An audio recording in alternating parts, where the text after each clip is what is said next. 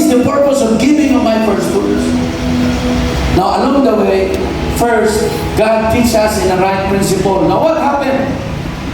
We know that God causes everything to work together for the good of those who love God and are called according to His purpose.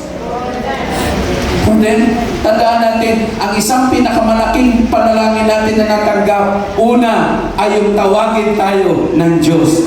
Bless His name. Come on! And I declare lahat ng tinawag ng Diyos may mabubuting bagay na mangyayari.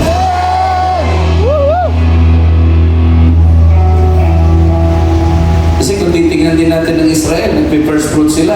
Pero bakit lagi silang ginigera? No? Siguro sila magtatanong, Lord, nag-first fruit kami, pero bakit may mga rocket pang lumilipad dito? Bakit may mga Hamas pa kaming nahaharap?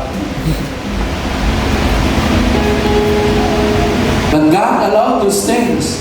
Kasi alam niyo po sa Israel, pagka may mga gera silang hinaharap, doon sila napapaluhod sa Diyos, doon sila nananalangin sa Wailing Wall, doon sila umiiyak sa Panginoon. At doon din sila kinakatagpo ng Diyos. Amen. Na ang totoo naman, lahat din ang tinatanggap natin, bigay din ng Diyos.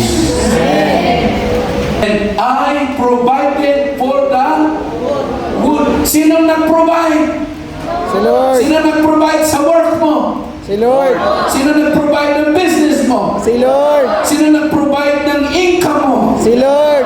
Siya lahat ang nag-provide. Para daw